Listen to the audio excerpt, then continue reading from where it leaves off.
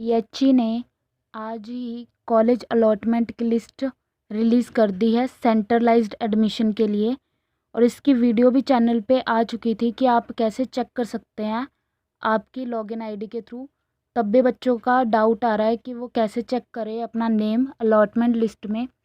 तो उसके लिए आप पूरी लिस्ट डाउनलोड कर सकते हैं और उसके अंदर अपना नेम चेक कर सकते हैं। उसके लिए आपको वेबसाइट पे आने के बाद यहाँ ऑप्शन दिख रहा होगा ऊपर एडमिटेड लिस्ट, यहाँ आप क्लिक करेंगे। क्लिक करने के बाद आपको यहाँ लास्ट में आना होगा। लास्ट में हर स्ट्रीम की अलग अलॉटमेंट लिस्ट दी हुई है। आप जिस भी स्ट्रीम के लिए अप्लाई किया था उस स्ट्रीम की पीडीएफ डाउनलोड कर सकते हैं।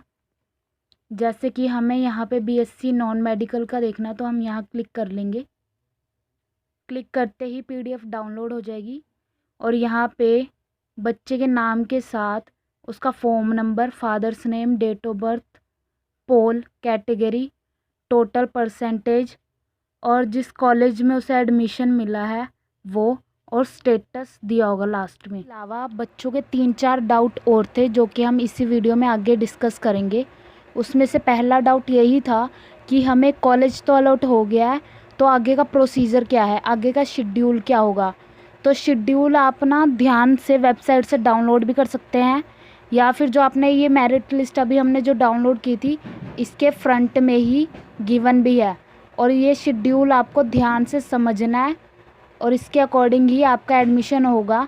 अगर आप एक दिन भी लेट हो जाता है तो आपका एडमिशन कैंसिल हो सकता है। जब आप शेड्यूल चेक करेंगे तो इसके फ्रंट में ही आपको यहाँ लिखा हुआ दिख रहा होगा इम्पोर्टेंट इंस्ट्रक्शन फॉर एप्लीकेंट्स। ये सब आपने जो इंस्ट्रक्शंस गिवन है वो ध्यान से पढ़ लेने हैं। और यहाँ पे लिखा है कि आपको आपका एडमिशन फॉर्म भी डाउनलोड करना है 16 तक। ये करने के बाद आपको यहाँ नीचे दिख रहा होगा यहाँ पे शेड्यूल चेक करने के लिए आपको 2 चीज़ें अपने ध्यान में रखनी है कि आपकी कैटेगरी कौन सी है और आप किस पोल में आते हैं। पोल मैं पिछली वीडियोस में भी डिस्कस कर चुकी हूँ, होता क्या है इसमें भी बता देते हैं।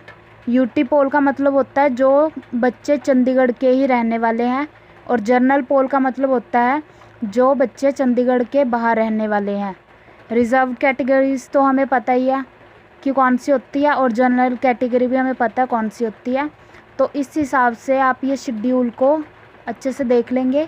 यहाँ पहले लिखा है यूटी पोल जनरल कैटेगरी। यहाँ पे 17 और 18 2 तारीख दी गई है इसके लिए। जो बच्चे चंडीगढ़ में रहते हैं और आते वो जनरल कैटेगरी में है उनका एडमिशन 17 और 18 को होगा। और यहाँ टाइमिंग भी गिवन है 10:30 ऑनवर्ड्स। अब जो हमारा अगला शेड्यूल है वो 19 को है। 19 को कौन कौन से बच्चे कर सकते हैं, जो जनरल पोल के हैं, मतलब जो यूटी से बाहर के हैं और उनकी कैटेगरी भी जनरल है, और साथ ही जो बच्चे यूटी पोल में हैं और जनरल पोल के हैं, और जो रिज़र्व्ड कैटेगरी के हैं। मतलब जो रिज़र्व कैटेगरी के हैं या तो वो चंडीगढ़ के रहने वाले हों या चंडीगढ़ से बाहर रहने वाले हों, उनका भी 19 को ही होगा एडमिशन। करने के बाद यहाँ पे एक और इम्पोर्टेंट पॉइंट लिखा हुआ है, यहाँ 6th पॉइंट आप देख सकते हैं। The applicant will receive an SMS regarding deposit of fee once he और she forms is verified by allotted college. मतलब जब भी आपका जो एप्लीकेशन फॉर्म है वो वेरीफाइड हो जाएगा, जो आपको कॉलेज मिला है वहाँ से, तब आपको एक SMS आएगा, तभी आपको अपनी फ़ी डिपॉज़िट करवानी है।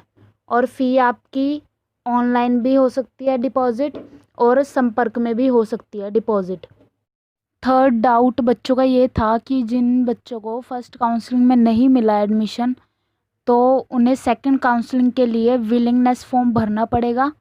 तो उन बच्चों को फॉर्म भरना नहीं पड़ेगा, उनको ऑटोमेटिकली ही जो उनकी प्रेफरेंस होएगी सेकंड काउंसलिंग में उस हिसाब से उन्हें कॉलेज अलॉट हो जाएगा। बच्चों को फर्स्ट काउंसलिंग में कॉलेज अलॉट हो चुका है लेकिन उन्हें किसी और कॉलेज में एडमिशन चाहिए, तो उन बच्चों को विलिंगनेस फॉर्म भरना पड़ेगा। और बच्चों को उनकी प्रेफरेंस के हिसाब से, जो उन्होंने फर्स्ट टाइम जब फॉर्म भरा होगा, जो प्रेफरेंस दी होगी, उसी हिसाब से सेकंड काउंसलिंग में दोबारा कॉलेज अलॉट हो जाएगा।